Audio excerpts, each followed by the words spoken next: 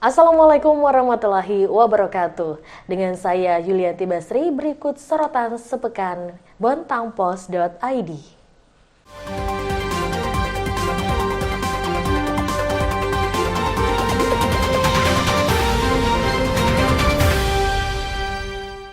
Kita ke informasi pertama.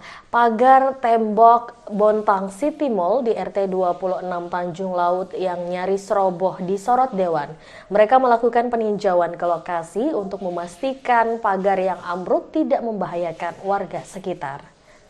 Ketua Komisi 3 DPRD Amir Tosina menyebut sejatinya kedatangan mereka untuk menutup sementara pembangunan Bontang City Mall hingga perbaikan rampung dilakukan. Namun melihat upaya pihak BCM yang telah melakukan evakuasi sementara terhadap warga sekitar, maka rencana tersebut batal dilakukan.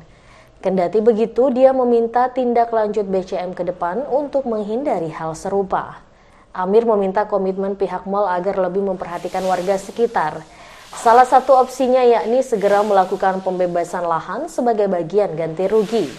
Sementara anggota Komisi 3 DPRD Faisal meminta agar pihak mal mengutamakan kualitas, sehingga nantinya tak lagi terjadi hal serupa yang bisa membahayakan nyawa warga sekitar. Dia turut meminta pihak kelurahan agar mengawal dengan baik proyek pembangunan ini. Sebelumnya, tembok pagar Bontang City Mall nyaris ambruk pada Kamis 21 Juli.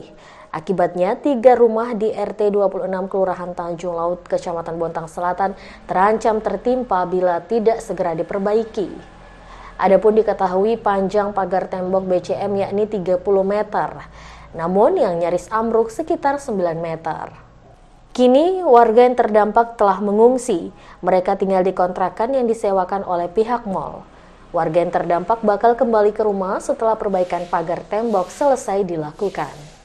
Informasi selanjutnya, tawar-menawar harga tersangka kasus dugaan korupsi PT Bontang Migas Energi mencuat.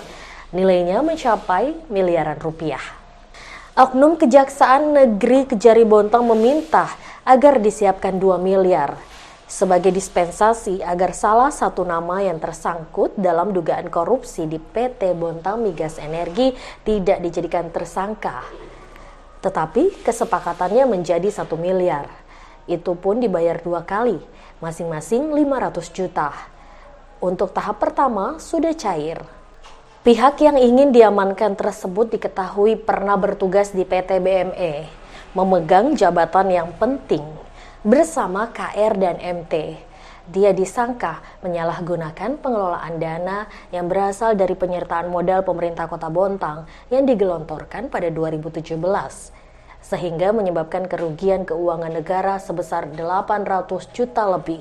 Dari hasil penyidikan didapat alat bukti keterangan saksi yang berkesesuaian dengan dokumen, alat bukti keterangan ahli perusahaan dan ahli hukum pidana. Namun, ketika Kejari Bontang memberikan keterangan pers 22 Juli lalu, hanya nama KR dan MT yang muncul. Kasipitsus Kejari Bontang Ali Mustafa membantah adanya penghentian penetapan tersangka di kasus PT BME. Mengingat semua perkara yang ditangani kejaksaan masih dalam proses penyidikan dan pengumpulan alat bukti. Begitupun dengan dugaan adanya kesepakatan harga penghentian tersangka. Menurutnya, potensi penambahan tersangka baru bisa terjadi ketika dalam pengembangan penyidikan ada oknum baru yang terlibat dalam kasus tersebut. Diketahui, Kejari telah menetapkan 2 tersangka yakni KR dan MT dalam kasus dugaan korupsi PT BME. Diketahui, KR merupakan mantan direktur BUMD tersebut, sementara MT merupakan PLT direktur perusahaan plat merah tersebut. Informasi selanjutnya, pos penyekatan di pintu masuk berakhir. Setelah sebelumnya pos penyekatan di dalam kota ditiadakan, kini pintu masuk di Tugu Selamat Datang dan Jalan Soekarno-Hatta tidak lagi dijaga petugas. Pintu masuk Tugu Selamat Datang Kota Bontang kini bebas dilalui pengendara. Begitupun dengan Jalan Soekarno-Hatta. Pos penyekatan di pintu masuk Bontang ini sudah tidak dijaga sejak Minggu 25 Juli. Dari pantauan redaksi di lapangan, Selasa 27 Juli memang sudah tidak ada lagi pos penyekatan. Di Tugu Selamat Datang hanya terdapat sejumlah pengendara sepeda motor yang parkir kendaraan di sekitar Tugu, serta beberapa pedagang. Sementara diketahui dalam surat edaran Wali Kota Bontang perihal pemberlakuan pembatasan kegiatan masyarakat level 4 disebutkan, jika pembatasan mobilitas pada ruang akses pintu masuk di wilayah Bontang tetap dilaksanakan di 3 titik, yakni Jalan Es Parman atau Posko Tugu Selamat Datang, Jalan Arif Rahman Hakim, Posko Bukit Kusnodo, dan Jalan Soekarno-Hatta tepat di depan Polsek Bontang Barat. Pembatasan mobilitas yang dimaksud dilakukan dengan penjagaan selama 24 jam. Surat edaran tersebut berlaku sejak 26 Juli sampai 2 Agustus 2021. Informasi berikutnya, 8 calon penumpang ketahuan menggunakan surat rapid antigen palsu. Mereka datang dari Sangatta, Kutai Timur. Saat pemeriksaan kelengkapan dokumen, surat rapid antigen yang merupakan salah satu persyaratan wajib yang harus dikantongi calon penumpang terdapat kejanggalan. Mereka melakukan tes di Sangatta, tapi saat di-scan muncul lokasi di Balikpapan. Berdasarkan scan barcode kantor kesehatan pelabuhan, surat rapid tersebut dinyatakan palsu. Kasus ini pun langsung ditangani oleh petugas kepolisian. Surat rapid antigen dengan hasil negatif itu juga disita. Dari pengakuan calon penumpang tersebut, mereka tak tahu menahu soal keabsahan surat itu. Awalnya mereka melakukan vaksinasi di sebuah klinik di Sangatta. Setelahnya mereka ditawari untuk melakukan rapid antigen sekaligus. Nominal yang harus dibayar Rp200.000. 8 orang tersebut diketahui merupakan calon penumpang KM Binaya dengan tujuan Bima, Nusa Tenggara Barat. KM Binaya berangkat pada Senin 26 Juli pukul 21 waktu Indonesia Tengah dengan membawa 313 penumpang. 8 calon penumpang yang tidak disebutkan identitasnya tersebut akhirnya diperkenankan untuk ikut dalam pelayaran tersebut. Namun mereka harus tes rapid antigen ulang di Pelabuhan Lok Tuan dengan hasil negatif.